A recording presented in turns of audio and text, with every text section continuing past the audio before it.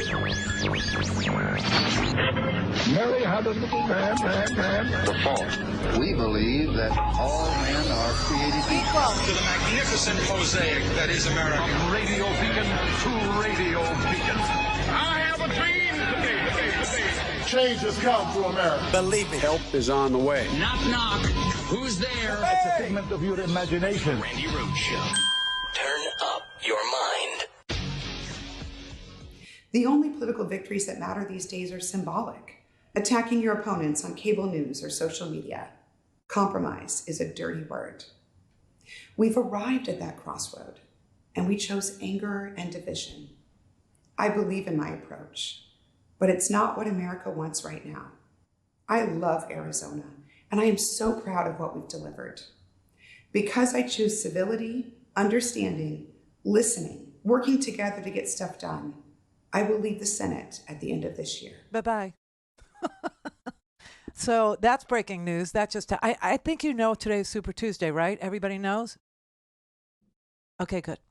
I saw a show of hands because I'm like the romper room kindergarten teacher. I can see you. Yeah.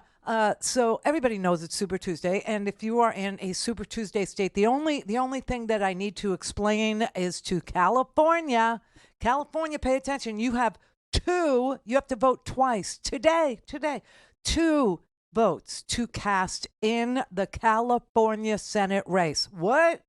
I know, but this is the way, this is the way your state chose your ballot to be. And, God help us if we ever had a patchwork of, ways to vote. God help us if we ever did. Oh, it'd be so chaotic according to the Supreme Court, right? But okay, so here's what happened. You had Dianne Feinstein passed away, right? Rest in peace, Dianne. And so that actually caused Gavin Newsom to have to appoint somebody to take her seat for an interim term. But he did, but it also required that there be a special election. Well, the person that he appointed doesn't want to continue. She just agreed that she would be a placeholder. And so she is not interested in the 6-year full term. So what you're going to vote for first in the Senate election is somebody to serve until the end of Dianne Feinstein's term in a special election. Her term would end naturally January of 2025. So you're voting for somebody to occupy that seat for about, 10 months? I think that's what I counted on my fabulously manicured, reverse French pink on the tips nails. Yeah, I'm not sure if I even like it, but okay, I did do that. Sat for 2 hours. I think you should notice. All right, then. So you're going to have to vote for that. And then you're going to cast a second vote for the primary to see who you want to run as the Democratic nominee for the Senate seat for the following 6 years. So you have to cast 2 votes. You have to cast a vote for a special election, a few months, 10-month occupier, a 10-month holder of the Senate seat that is Dianne Feinstein's old seat. And then you have to vote for who you want in the Democratic primary to run for Senate as the Democratic nominee. So please, I have friends that are in California who said, I didn't get it. I really didn't get it. And so in one, on the first portion of the ballot, they said they voted for, he said, it's a man. It's not a girl. So he said he voted for, on the first ballot, I think he said he voted for Katie Porter. And on the second ballot, I think he voted for Barbara Lee or Adam Schiff. I'm not sure. But did cast 2 different votes, thinking he got a double bite at the apple. But that is not what's happening there. So I needed to explain that to you. Now, the breaking news. So Kyrsten Sinema, and in this weird way, she has a point. I hate to say it. She peeves me. You know that, right? She peeves me. She votes like this, she when we really need in a crunch, when we need a Democratic vote to get us over the top, she's not, you can't count on her. Can't count on her. She is a person that follows the money, but I mean literally follows it wherever. Like I'm gonna guess, there's never going to be an egg timer around when you need one, but I suggest you get one now so that you have one when you need one. I suggest that when her term is over, okay, at the end of the year, and she doesn't stand for re-election. She goes, I think, shouldn't there be I think there's a buffer period, like a year or something, a lot of buffers, right, between going to work as a lobbyist. But I have a feeling she will somehow end up on some private equity board or a hedge fund or some, something to do with finance, and taking a mega salary for joining, However, because this is her, where she casts her ballot. She goes with the big money. But she has a point here today. Why? Well, she says the thing that peeved her about us is that she was negotiating as an independent senator, with a Democratic senator and a Republican senator, the immigration reform package. Remember that? And so she was dedicating her time to doing that. And there was an agreement, as you know, in the Senate. There was. And the Senate passed the immigration package, and it died on the House floor, as most things now, do, because the House is a do-nothing House. Because Mike Johnson is a do-nothing Mike Johnson, is what he is. That's all he is. And if you say it really fast, you'll know what I'm talking about. Okay? So she got frustrated, she says, not with the Senate not being able to pass a bipartisan package, because the Senate was able to do it. She said she's peeved and upset at the House. And so because she's mad at the House under the, lack of leadership for, with Mike Johnson running things, she's leaving the Senate. This is her explanation to us. So in a weird way, she has a pernt, and her pernt is that nothing gets done up there on the Capitol Hill. But on the other hand, it wasn't a lack of functioning of the United States Senate, where she currently serves, that prompted that failure, and that her negotiations were successful. So I don't know. She gave this long 3-minute thing, and she said, listen, the thing that really, got me upset was that, I devoted my life and my time to, coming up with a bipartisan package to, solve one of the most intractable issues of our time. True that. And, there was an effect. It was a very effective piece of legislation. It really was. It was a solid piece of border security legislation. It did not even approach, which, people like me and her, you would think, would like to see approached, the question of where do you drop the breadcrumbs so that people who have been here and were brought here as children through no fault of their own, and haven't done a damn thing wrong, not even jaywalked, not even got a ticket for parking in the wrong space, never even let a parking meter expire, always have a quarter, always do, put the money in the meter, reliably. But there's no pathway for them to even stand upon or look for or find, because there's no breadcrumbs to lead them to a path to citizenship. Now, most people like me and her I'm guessing, would want that. But in this particular package, it was left out, and it was left out to get Republicans to vote for it because they hate, period. I'm not even going to say who. It doesn't matter. It doesn't matter. They hate. And their hatred is what they run on. A grievance is what they serve up. And so they didn't want to solve the problem in the House, okay? But the Senate did. The Senate did. And so I never understood her. I don't understand the clothes. I don't understand I don't understand the choices. Is she going to end up much richer than me? I won't include you because I don't know your scenario. I don't know. Hey, if you're sitting pretty, RandiRhodes.com/donate. That's there. But she's going to end up richer than all of us, I think, combined. But she's quitting. So who does that leave? Oh, my God. For the Republicans, Carrie Lake. Uh-huh. And for the Democrats, Ruben Gallego. All right.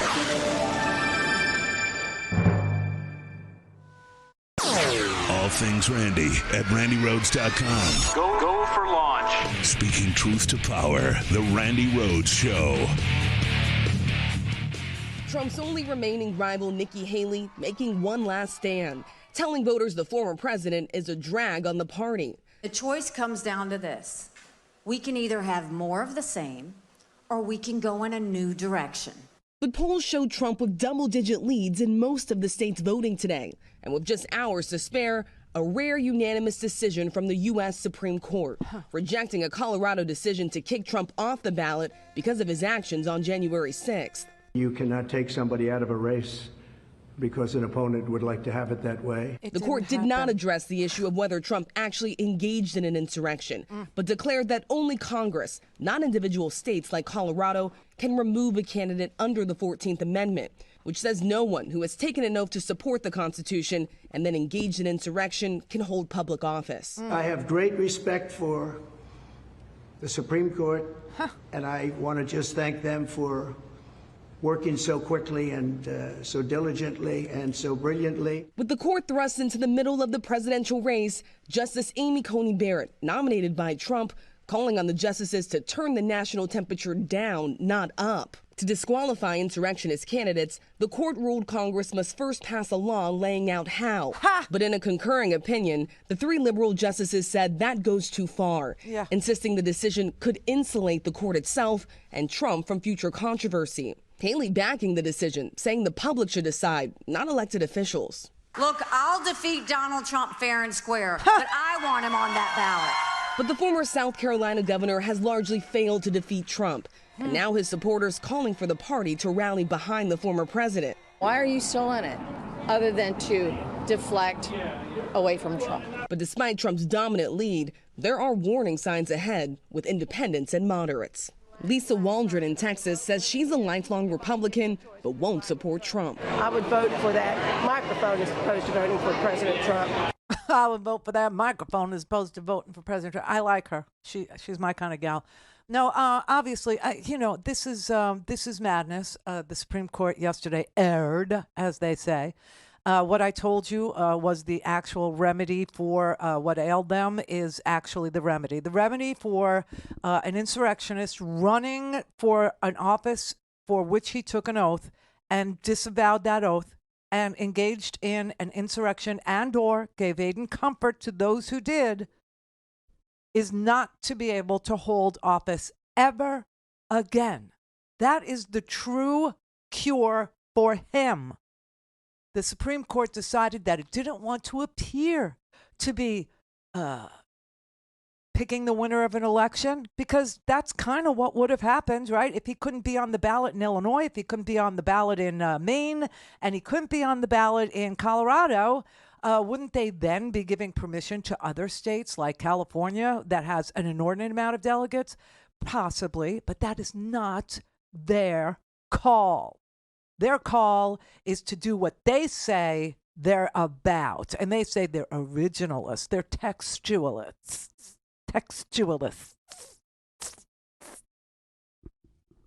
And they're liars is what they are, because they're neither of those things. They decided yesterday that they didn't want to appear to be choosing a winner, although Bush v. Gore, no problem at all. They had, honestly, I was sitting right here in Palm Beach. It was amazing.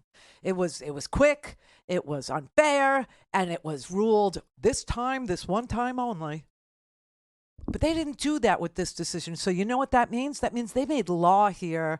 They set precedent here. And you know what the precedent they set is? That if you try to overthrow the results of a free and fair election in Washington, D.C., and you somehow, gin up your supporters to go and attack the Capitol and to go hunt Nancy Pelosi, or to say Mike Pence didn't have the courage and therefore you have to hang him, if you do that as a president of the United States of America, no court can stop you.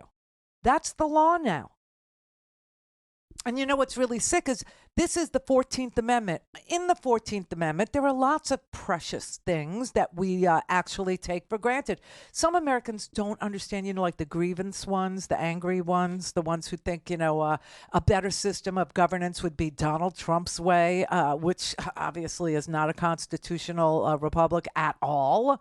I don't even know what it would be, and neither do you. And anybody who says they do, you have no earthly idea what you're talking about, because from day to day, he changes his mind. He just goes where the money is. He goes where the votes might be. He says whatever he has to say. He does whatever he has to do to protect himself, not to make your life better. So don't tell me you know what it would look like, but I will tell you this. The idea that all the Reconstruction period amendments, like the 14th, like the 13th, yeah, like those, they're self-executing, meaning you don't need legislation to ban slavery. Okay, and that's what self-executing means. Self-executing means it is what it says it is. You don't need legislation to make it what it says it is. It's done. It's done. In this document, it's done. Like freedom of speech, self-executing. You don't need legislation to say that you can speak freely, do you? No. No, you don't. So this one also is one of those where it should be like patently obvious that if an insurrectionist, somebody who actually engaged in and or gave, a safe harbor, love and comfort, now calls them political hostages all these many years later, that person violated their oath 8 ways to Sunday and should never, ever, ever be allowed to take that oath ever again, because they have no regard for it. They have no respect for it. It's a self-executing thing. And so what happened yesterday? It was crazy. It's crazy. What happened yesterday was that they took the bar, which I told you the bar was very high for this, for an insurrectionist to run again for an office of honor in which they would have to take the oath again after they violated their oath, okay, with violence. You would need 2/3 of the House and 2/3 of the Senate to remove the stain, to remove the disability, to remove the insurrectionist's behavior from his efforts to again hold that office. You would have to get a functioning Congress. You would have to get 2/3 of the House and the Senate to remove the stain. They call it the disability, but it's a stain. And instead of that high bar, they put it down at the bargain basement. They said, oh, it's not self-executing. And in fact, you need Congress to bring a piece of legislation, pass a piece of legislation and send it to the current president saying that he violated his oath or that he can't hold office again. It's not self-executing. Insurrectionists need Congress to legislate them out of the consideration. So they took a very high standard, 2/3 of each house to remove the insurrectionist from your resume, all the way down to the bargain bottom, the basement. Congress can do nothing. If Congress does nothing, he can run. What? 2/3 to remove the stain or do nothing and he can run. Call in, connect. To speak to Randi, call 561-270-3844. 561-270-3844. Go vote. First and foremost, I'm glad that they issued a decision. Colorado voters and American voters all across the country deserve to know whether Donald Trump is qualified or not as we go into Super Tuesday. But in terms of the bigger decision, I'm disappointed. We believe that it's up to Colorado or any state to determine whether to disqualify oath-breaking insurrectionists from our ballots. Ultimately, the United States Supreme Court disagreed. Votes for Donald Trump will count, and he is on our ballot. Only 2 courts have looked at the question of whether Trump engaged in insurrection, and they both determined that he did. And I think one of the concerns from this decision is that without congressional action, oath-breaking insurrectionists running for federal office will not be able to be stopped from appearing on ballots. Although Congress could act, it's highly unlikely with such a Congress that we have that just doesn't function very well.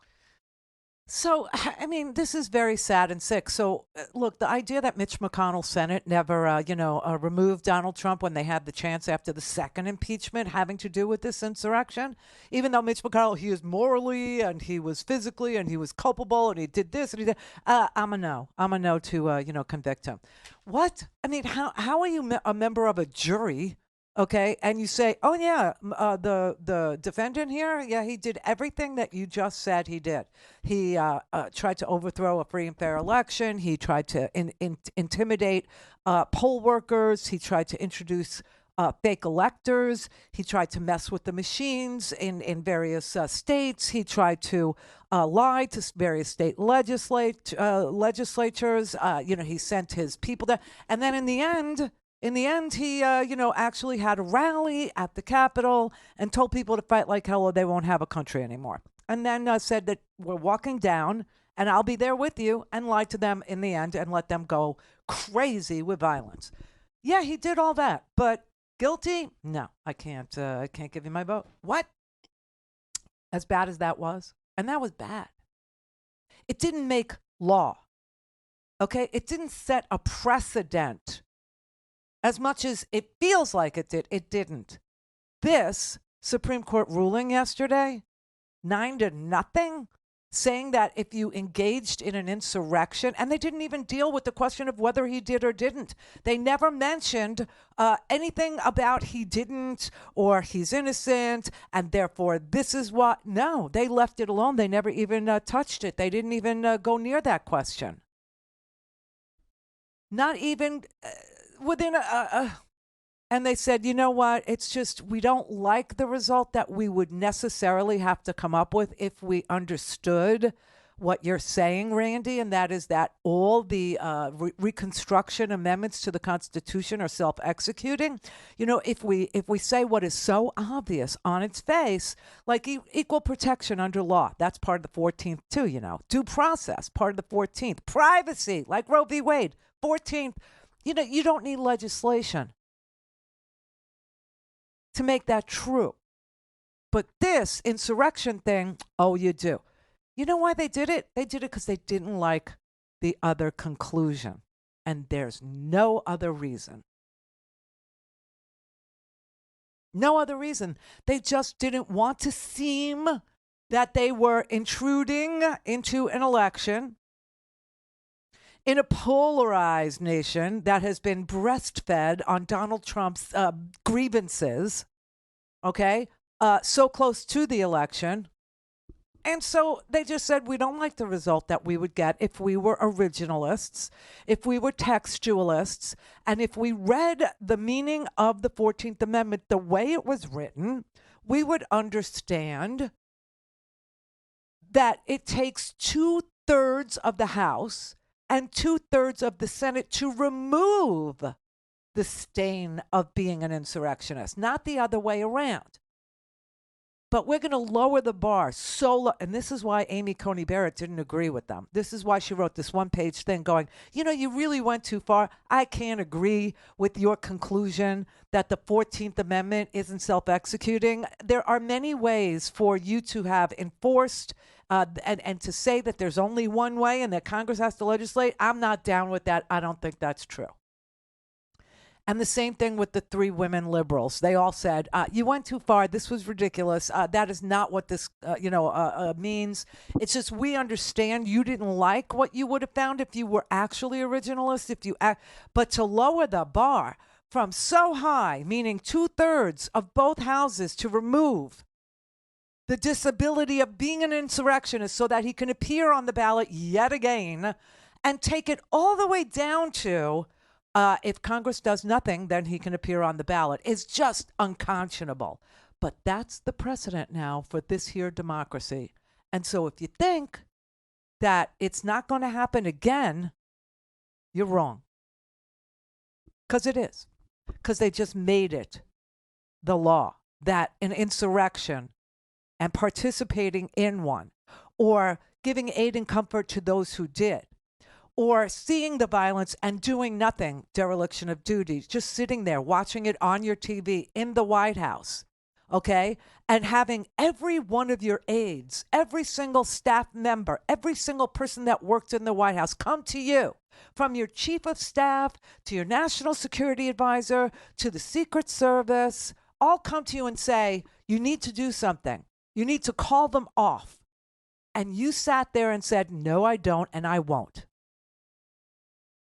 That's all okay now for a president of the United States to do or not do. It's all okay. This is why it is so important that come this election in November, not only do we say, hey, listen, I'm okay with the matchup as long as it turns out the same way as it did last time, I'm cool with it. Right? And we need to vote down ballot. We need to have a serious majority in the House. And I mean, they only have a 1-seat majority in the House. It's not asking too much to give the majority back to the Democrats. And we need the Senate. We absolutely positively have to do a better job on getting closer to 60 votes than we are right now, even though on the immigration issue, we were able to get bipartisan agreement, even with the odds the way they are now, and it died in the House. So both houses are very important in this particular question, on this particular question. But now we need to actually pass a piece of legislation. Swear to God, this is so sick. Saying that the President of the United States of America cannot engage in an insurrection and then run for office again. Why we need that when we have a Constitution that clearly says that is a result of a packed Supreme Court, an illegitimate Supreme Court, a Supreme Court that you could look at Mitch McConnell for every one of these problems that we're facing right now, and you could lay the blame right there at his aging, disgusting toes. Right there. And you would be correct. Doesn't solve the problem, though. The problem, he's leaving. Sinema's leaving.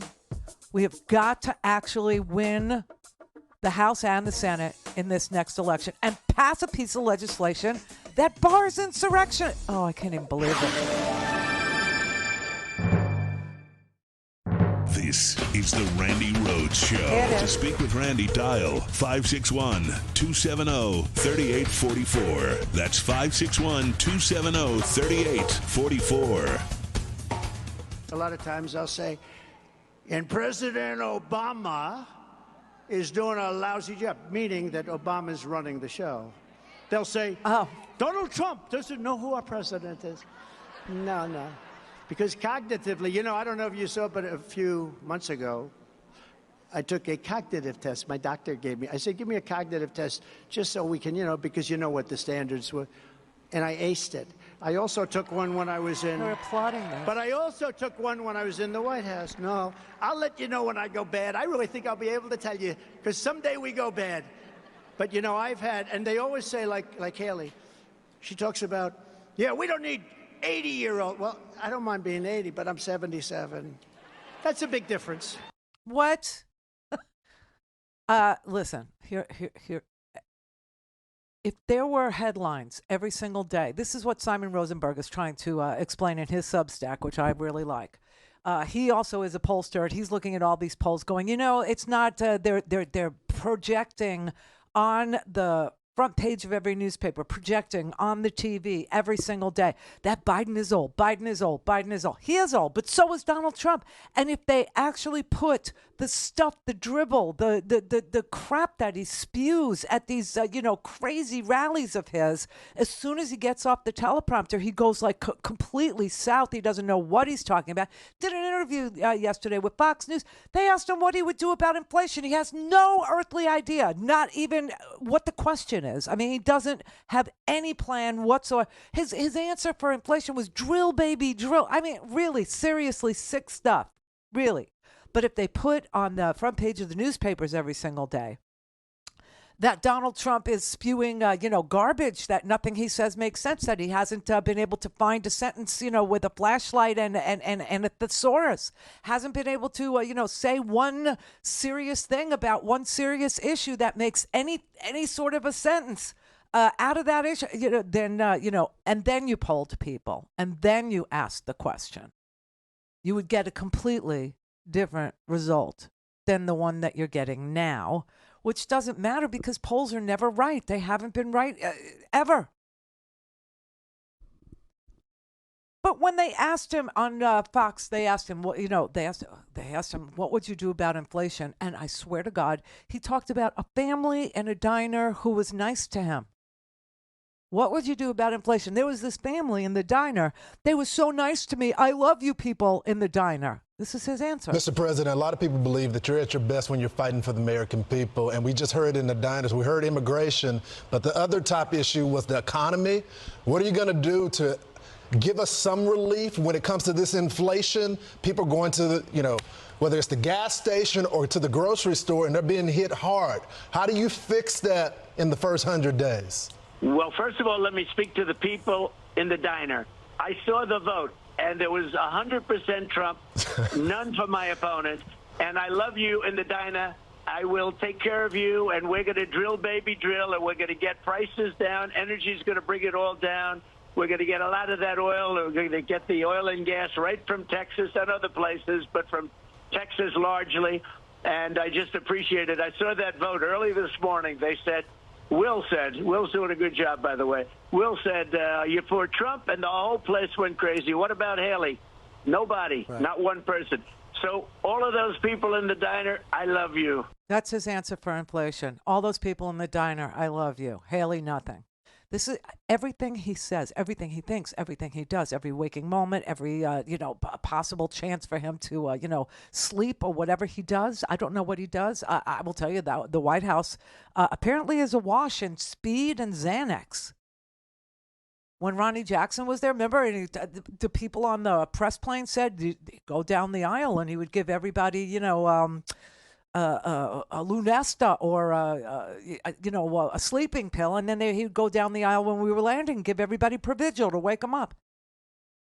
Rolling Stone did a deep dive into that and found out that the White House was awash in drugs. I mean, everybody was on drugs. Okay, so the possibility of sleeping, no matter what state of mind that man is in, he's thinking about himself. He's not thinking about you. Even there. Now, here's the crazy part. I don't see any of this on the front page of newspapers or me and Brett. I told him this story, okay? I told him this story before the show started. I said, this is pretty amazing stuff right here. And I promise you, they're going to give it 20 seconds or 30 seconds on the TV news, on the cables. They're not going to talk about this. And I don't know exactly why, except that I think they want a horse race. Okay? But Biden is literally going after so much of the gouging that is part of the inflation that we see everywhere, even though it's 10 times better than it was when Donald Trump left and left us with broken supply chains and left us with, people literally dying in the tens of thousands almost every day and left us in the lurch, okay? So now, for the most part, the supply chains have been restored and the prices of things have come down. The Fed has managed interest rates so well that we've had what they call a soft landing and no recession in the midst of what was a crazy inflationary spiral due to gouging, broken supply chains, and people not being able to go to their jobs because of COVID. All right. So now what's left to tackle is the corporate greed portion, the gouging portion. Now, I told you that there was an anti-gouging bill that was introduced in the House of Representatives, and it failed. Republicans are not interested in giving you any relief at all from gouging. In fact, their donors are the gougers. Yes, they're the corporate titans. They're the billionaire class. And I'll just give you one example. I mean, this is such a good thing.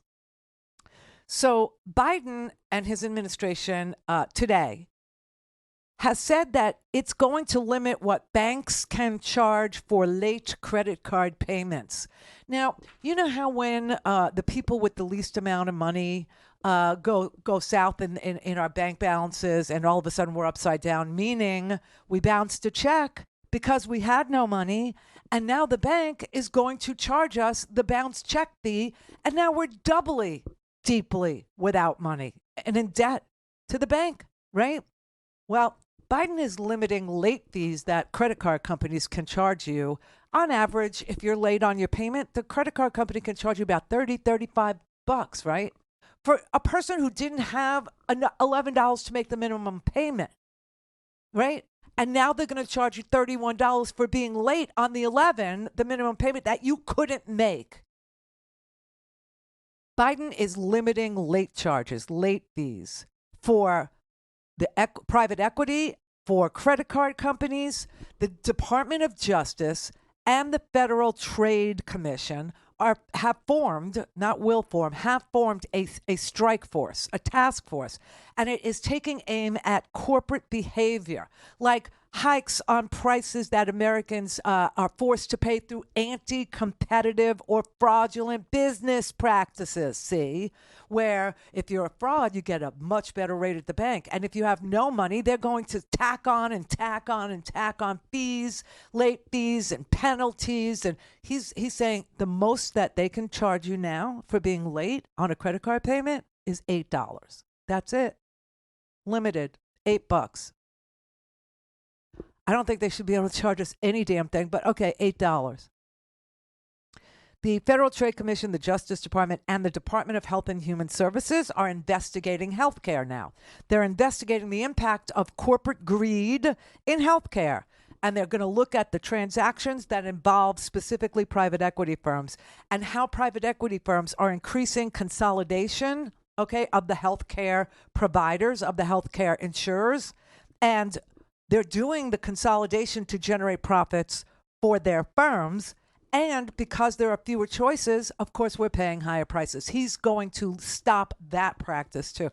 So, I mean, there's like it's the total of the junk fees that Americans pay right now is $20 billion in junk fees.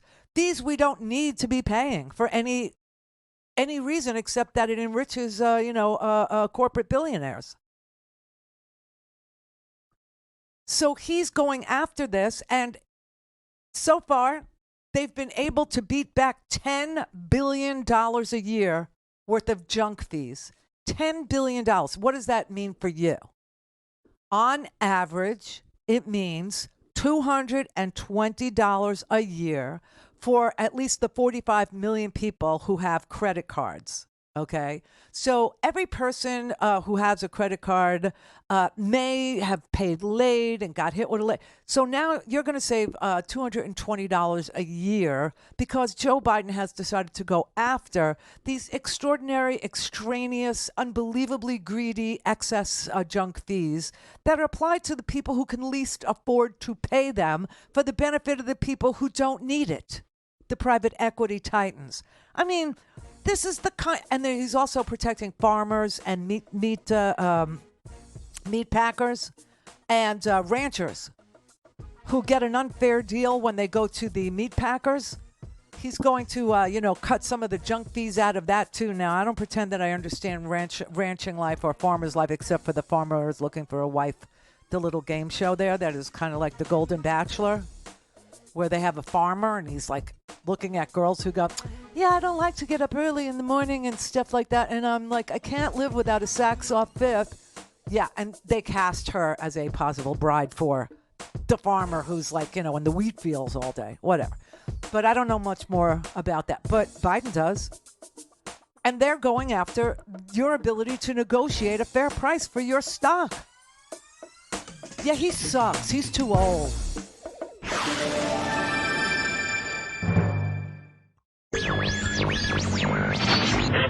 Mary had a little man. We believe that all men are created equal to the magnificent mosaic that is America. From radio beacon to radio beacon. I have a dream. Change has come to America. Believe me. Help is on the way. Knock, knock. Who's there? It's a figment of your imagination. Randi Rhodes Show. Turn up your mind. Trump's White House was awash in speed. And I don't mean speed as in efficiency. I mean speed as in everyone was on drugs. Who wants those guys back in the White House?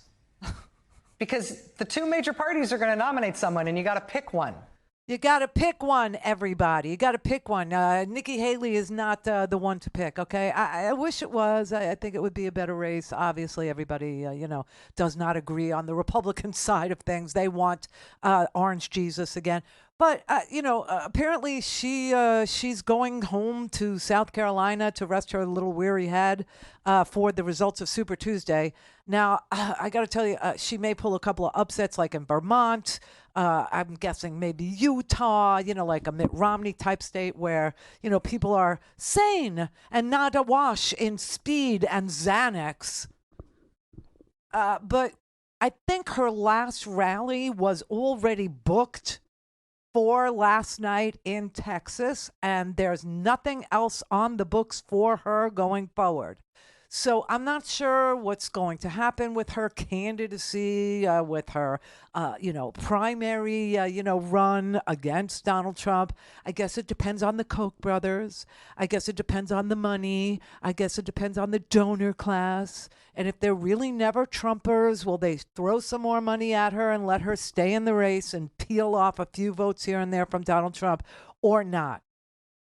Now, tonight, as you know, 16 states and a territory, or 15 states and a territory, depending on who you're talking to, I don't know, are going to give delegates by virtue of who votes where and for whom. And every state is different, everybody. It would be very chaotic if we had a patchwork. Freaks, liars, sacks of dung up in the Supreme Court yesterday.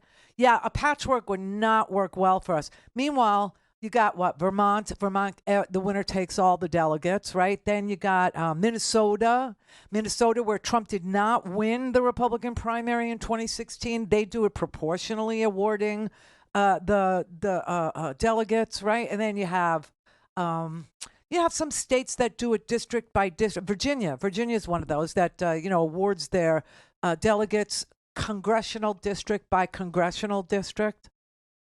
Oh, a patchwork would be so bad.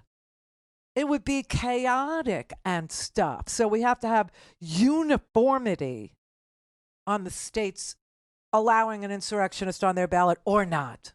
Get out of here.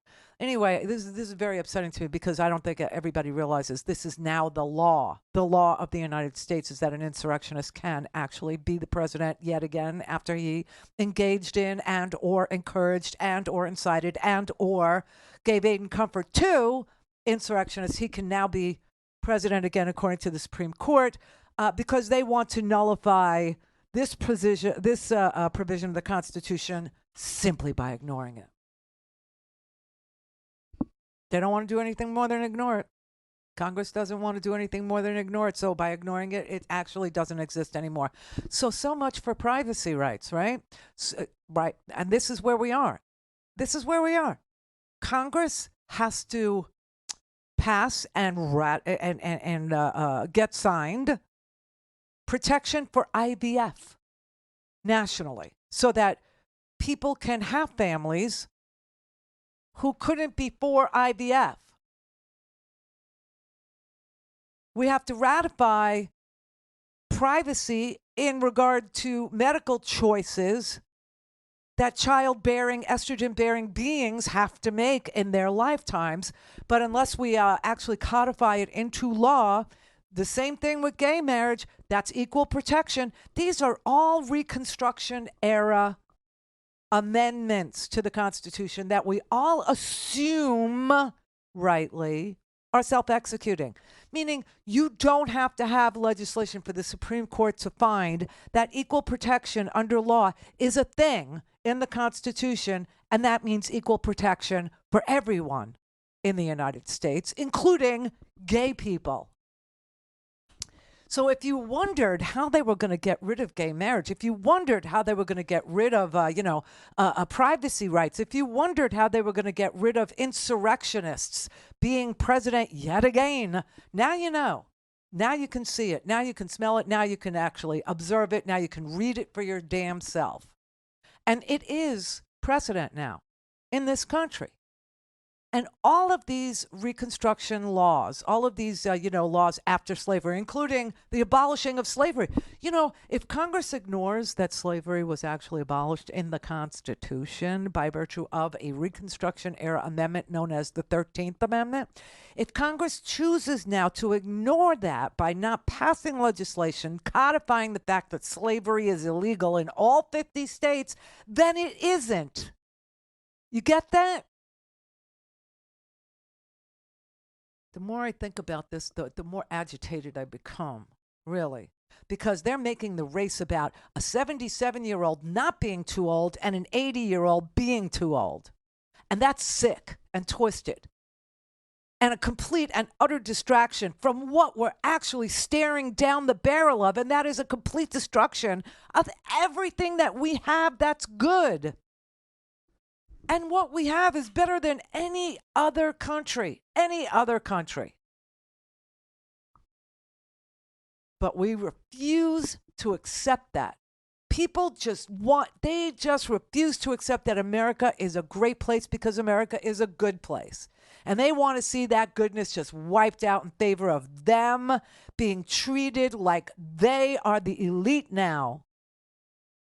And if you think that's ever going to happen with the guy who only thinks of himself, you're out of your freaking mind. And what's on the table for you to lose is basic stuff. The entry-level democracy stuff. The right to vote. The right to speak. The right to make choices for your own person, your own papers, your own things. The right to, be protected equally under the law if you have money or you don't have money. If you have a good lawyer, you don't have a good lawyer. If you're white, if you're black, if you're Hispanic, if you're a citizen, and if you're not a citizen. Oh, it all goes away. Everybody's going to be rounded up and put in a camp. This is what he tells you. And, you have to pick one. This was, Rachel last night, Rachel Maddow. Okay. She only works on Mondays. That's a great deal. Jon Stewart, too, only works on I don't know where these deals are being handed out, but I missed that line. I never got in it.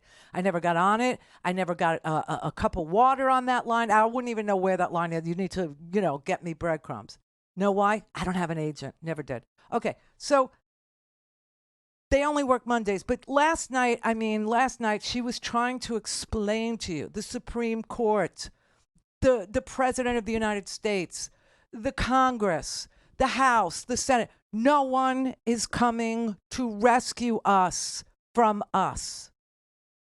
It's just us now. And today happens to be a day where people vote.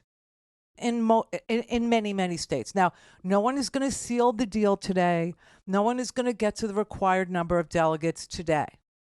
But they'll get so mathematically close that Nikki Haley doesn't stand a chance. And, of course, Joe Biden is practically unchallenged, okay?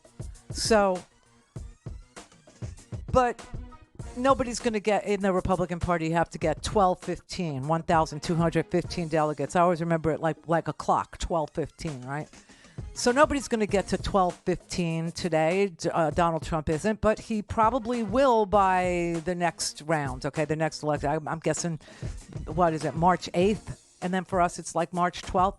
That will be the end of it. That will seal the deal for Joe Biden. That will seal the deal for Donald Trump. Everybody will have the delegates, right? And so, that being said, pick one. And last night, she tried to show you, compare and contrast one to the other and pick one. Rhodes.com. Go for launch. Speaking truth to power, the Randi Rhodes Show. You have lots of grounds on which to choose. They have also, both been president, which is a rare thing you get to choose from among presidential candidates. But that lets us compare them, right? In the past 3+ years that Joe Biden has been president, we've got unemployment below 4%, Best job market since, depending on you count, the 1960s. Violent crime at nearly a 50-year low. The United States has had the best economic recovery since COVID of any large country in the world. The stock market has hit record after record. More Americans have health insurance than ever before. He's standing up against Putin, who's one of the least popular figures in the world with American voters. He's fighting for reproductive rights, which is something even red state voters say they want, while Republicans are stripping those rights aggressively everywhere. He's cutting student loan debt while Republicans are trying to stop him from doing that. He has brokered and signed the biggest bipartisan infrastructure deal ever in the history of the country. Unions have never been more popular in my entire lifetime, and I'm old, and he's the first president ever to join the picket line with striking auto workers who then won their strike and then endorsed him. His Democratic Party has outperformed the polls and outperformed history in the midterms and in all of the off-year elections since he has been president. While on the other side, his opponent has been indicted 91 times. And don't forget that his opponent was just president right before this, which we remember. And even if we don't, in the 3+ years that he's been gone from the White House, we have learned some real doozies about what exactly was going on there.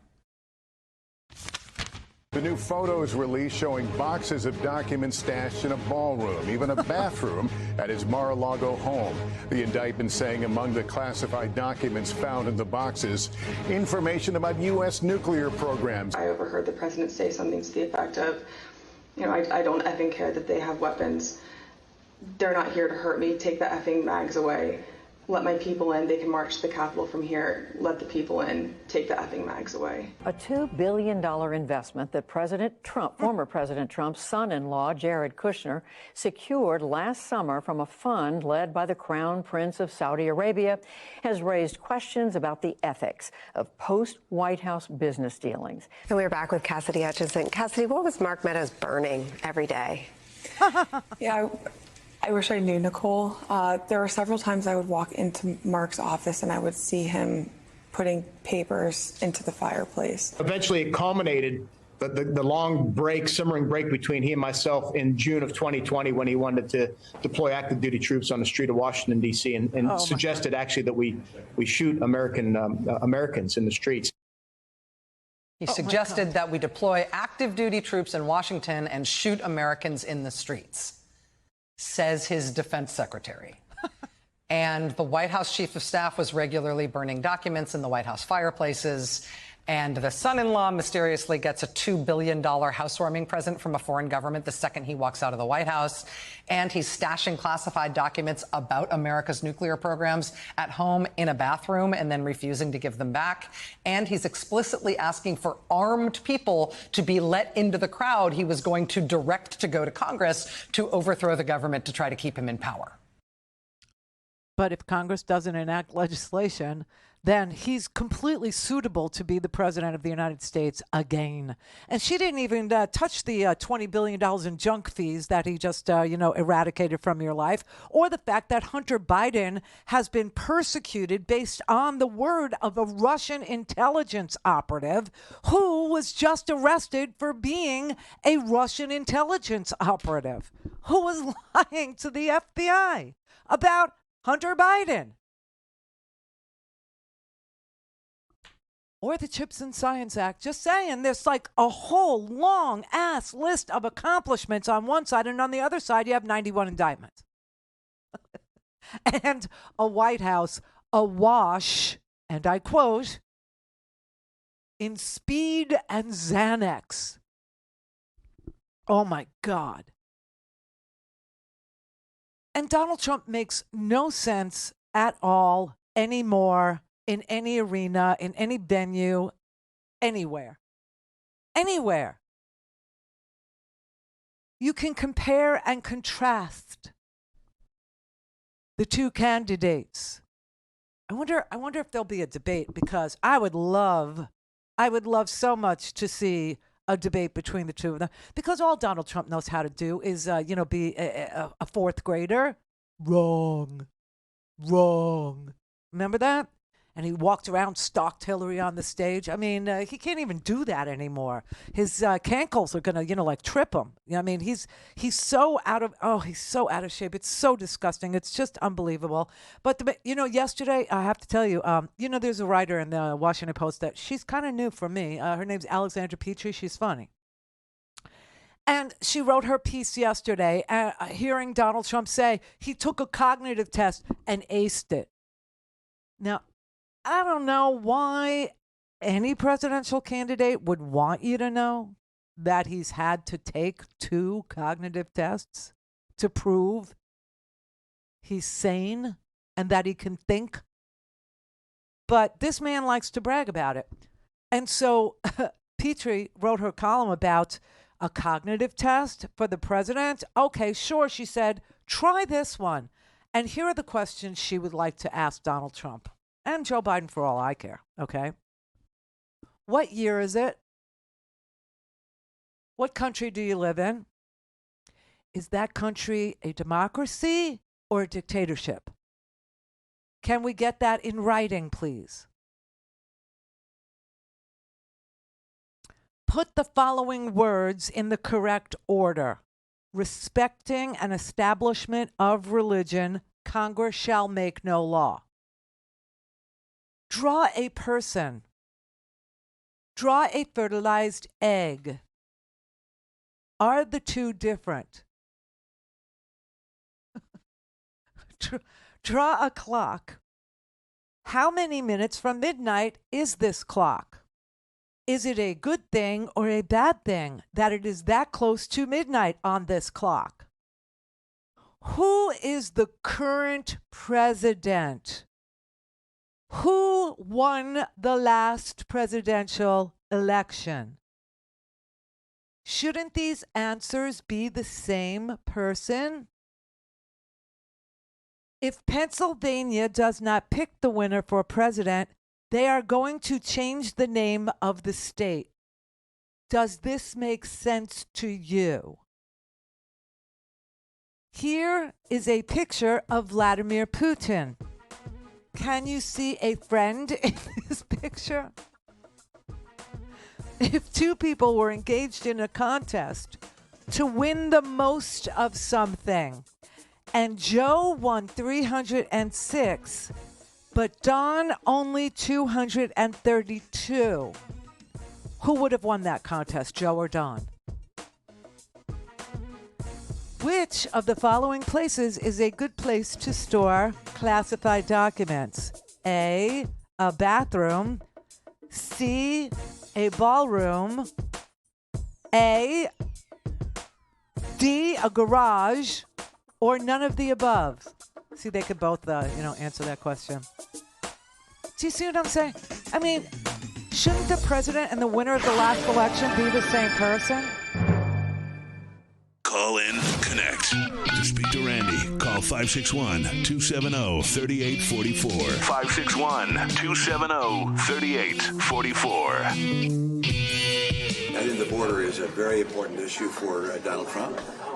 And the fact that he would communicate to Republican senators and congresspeople that he doesn't want us to solve the border problem because he wants to blame Biden for it is really appalling. I'm extremely disappointed in the very strange maneuvering by many on the right to torpedo a potential border reform bill. If we have a bill that, on net, significantly decreases illegal immigration, and we sabotage that, that is inconsistent with what we told our voters we would do. But it would be a pretty unacceptable dereliction of your duty. I had a popular commentator 4 weeks ago that I talked to that told me flat out, if you try to move a bill that solves the border crisis during this presidential year, I will do whatever I can to destroy you. Oh my God. But I would acknowledge President Trump failed, along with Republicans, Paul Ryan and the guys. They failed in 2018 to actually move a border security bill to tighten this so that we weren't dealing with this crisis right now. They failed to actually get the wall built. President Trump signed 12 continuing resolutions after he said he would never sign another one if they didn't give him the money to finish building the wall. Look, this stuff matters. It adds up. I call balls and strikes. This is not hard.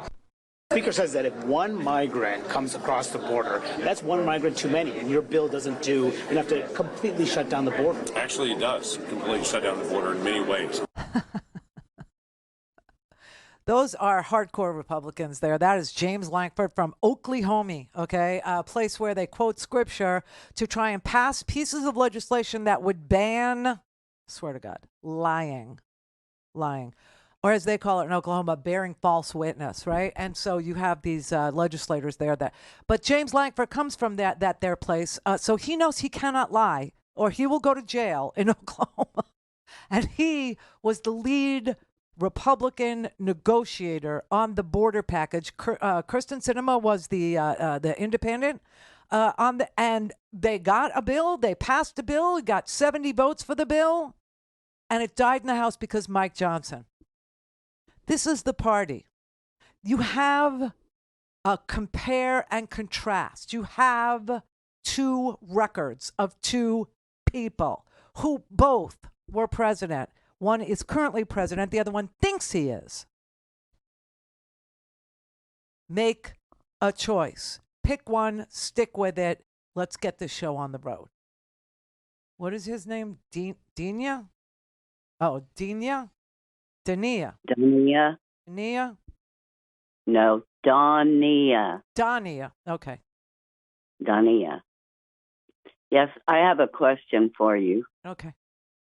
I would like to know, you said earlier something about Joe Biden and his accomplishment, and I am just curious to know, I am a Republican, first of all, and I don't see no accomplishments that he has done other than he has accomplished to open the border for anybody and everybody to come through. Why do you think and that? The man. Why do you think he did that, though, Tania? Why do you think that happened? Well, I think he did it to rig the election again. No, wait. So you're so saying that he can get more votes. Are you saying that illegal people who come here to claim asylum are eligible to vote?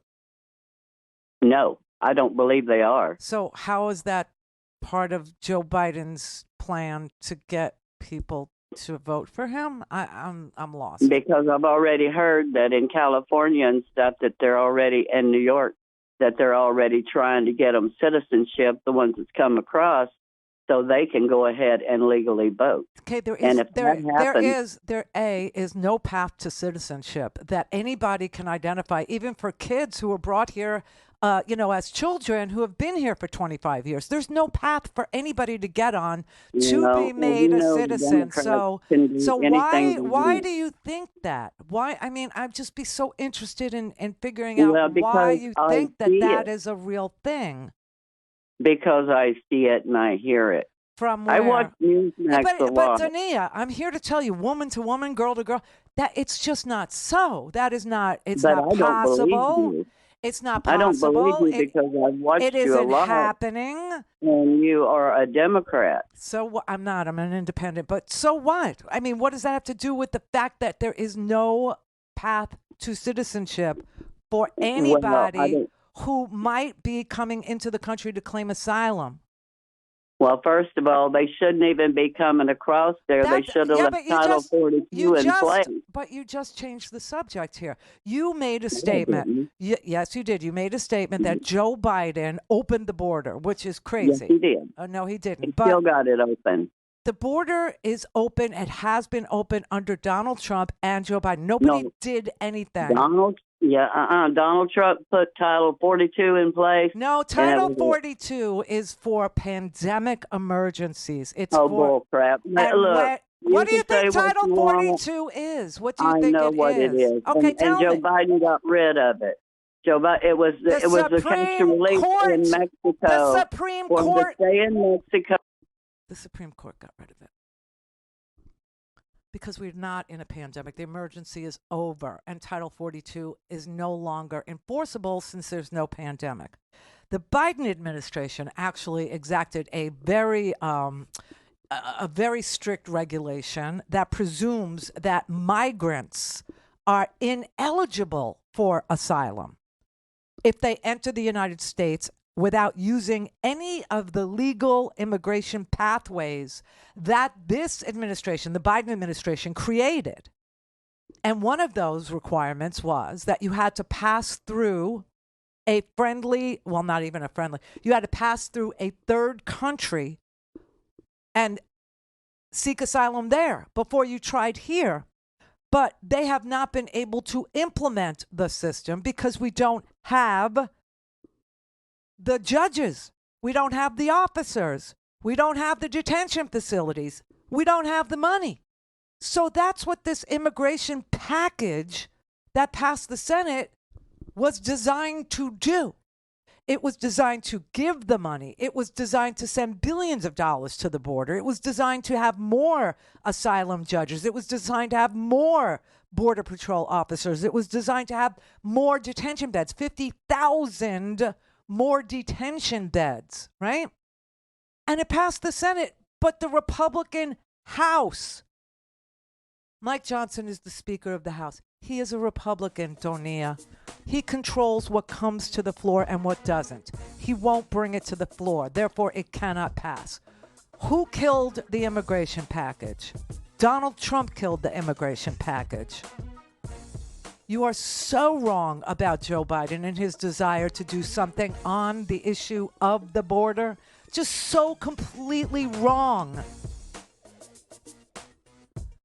There is no way that anybody could vote for president that is in this country awaiting any sort of an asylum claim hearing. The problem is the people who are awaiting asylum claim hearings have been here since Donald Trump was president, and they've been released into the interior of the country. That is who you're upset with. But it's Trump's policy that did that, not Biden's. Fatality. This is the Randi Rhodes Show. To speak with Randi, dial 561-270-3844. That's 561-270-3844. The Supreme Court has temporarily blocked a tough new immigration law in Texas from taking effect today. The law gives state officials the power to arrest migrants who cross into Texas illegally. The Biden administration argues that is the federal government's job. Illegal crossings at the southern border hit a record high last year. Omar Villafranca reports on the enforcement showdown between Texas and federal officials. The goal of Senate Bill 4 is to stop the tidal wave of illegal entry into Texas. That was Texas Governor Greg Abbott in December as he signed SB 4 into law. The bill, which was set to go into effect today, would allow state law enforcement to arrest migrants for illegal border crossings and Texas judges to order migrants to either return to Mexico or serve jail time. We're not imposing a Texas border policy. Texas very simply is enforcing the laws that are the policy of the United States Congress. In a recent interview with 60 Minutes, Abbott insisted SB 4 does not overstep the federal government.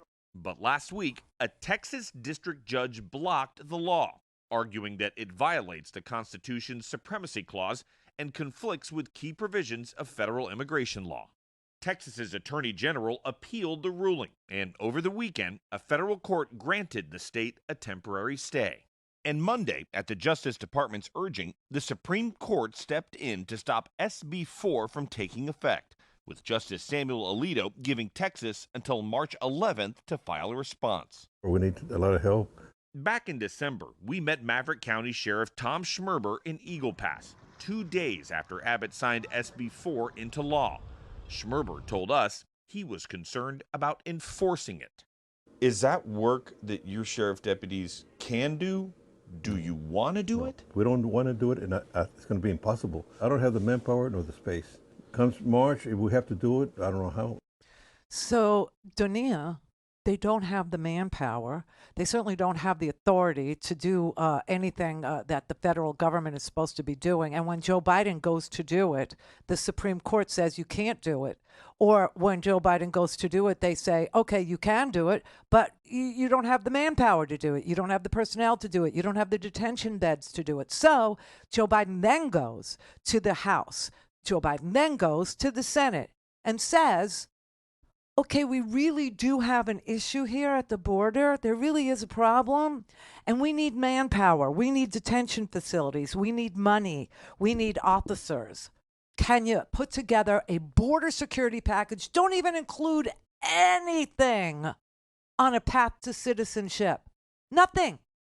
Include no path for any person that is in the United States currently. Whether they were DACA kids, dreamers, whether they've been here for 20 years or 25 years, don't even include solutions for them in this. This is strictly border security so we can get it done. The Senate does it. The Senate does it. The Republican House, not interested. Why? Because Donald Trump said he doesn't want to solve the problem. He likes the issue more.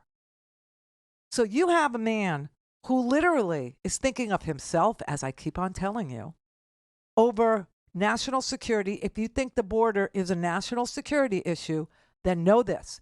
Your choice for president doesn't give a rat's ass. He doesn't want to solve the problem. Now, Joe Biden has actually said he enacted a regulation. He actually did. Oh, and I need to tell you, Title 42, just before I move on, you should look up Title 42. It is part of a 1944 health law that deals with pandemics, that deals with, the flu and, other diseases. I'll read it to you, okay? Just so you know, I'm not making this up.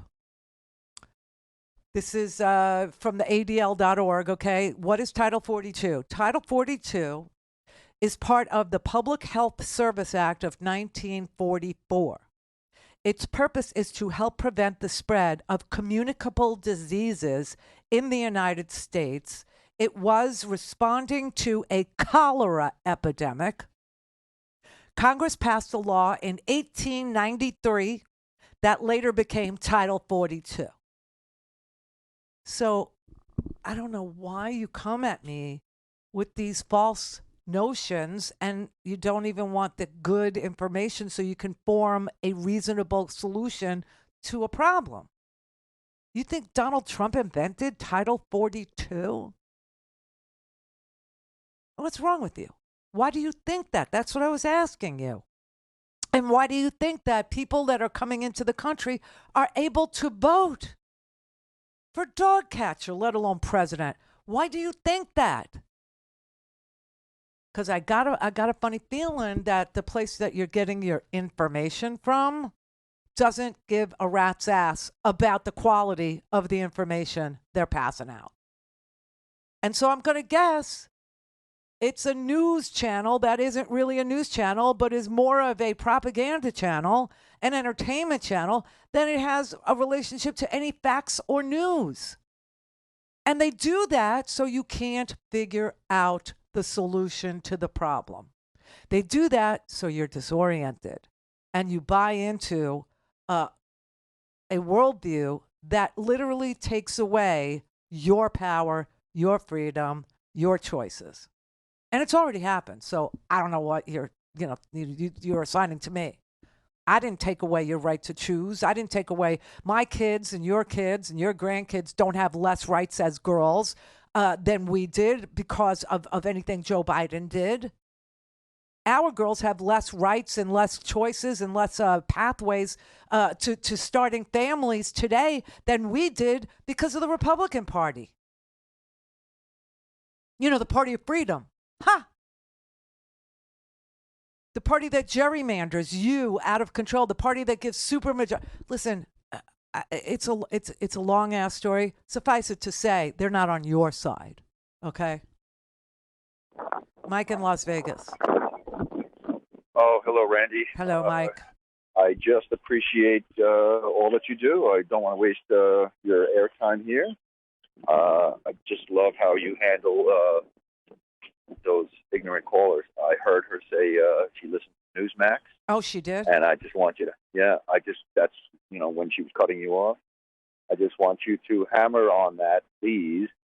That is the main point. All of these people who are on the other side of sanity they get their news from the wrong place. Well, they I have to mean, be just told, be on where the do you side. get- Just be on the side of solving problems. It doesn't. We could disagree about how to solve a problem, but you can't disagree that the problem is what it is, and we can't But even agree that the problem is what it is. Correct, but you can tell by their, if 4 or 5 responses, you know who you're dealing with. We're getting close to this election, and it's getting scary. And I just think we need to get through to as many other people that we can turn that make the difference. We need to just keep saying, where do you get your news? If you say Newsmax or Fox, it's incorrect. They lie. They're giving you lies because they want Donald Trump to win. And that's my feeling. Yes, and it's I not just love what they do. some globby them. It's corporate, okay? It's corporate dollars, it's corporate money, it's people that are invested in the deregulation of the United States for the benefit of people to dump toxic crap on your yard or to pump toxic garbage into the air. I mean, that's what the Koch brothers are. That's what they do. This is the money that goes into these places, to the Newsmaxes, to the Fox Newses. I mean, Fox just had to pay almost $1 billion for lying to their viewers, right? And it's still not enough to convince her that they're lying to her because they're serving an agenda that isn't hers. I agree with you 1,000%, and I'm thinking that these people can't handle too much words back to them. It's only like 3 or 4 words. That's all they can handle. And if they're the right words, they have the potential to possibly enlighten them. That's the only way. This is a psychology we're dealing with. I'm an expert in this. I have a brother for many, many years who's schizophrenic, really difficult. And I'm not saying anything. He kind of destroyed my family, but he taught me a lot. And I've seen a lot. I could talk to you for off air for hours about this stuff. I get it. I understand, but at least your brother has a medical condition that's tragic. She sounds completely lucid and fine. She's just being lied to repeatedly because propaganda, when you repeat the lie often enough, becomes your truth. And that's sad. That is preventable. That is not forgivable. That is laziness. And she's choosing to do that. Your brother didn't choose to be a schizophrenic. And yes, I understand mental illness destroys families. I've seen it a million times too. But Title 42 is not anything that Trump invented.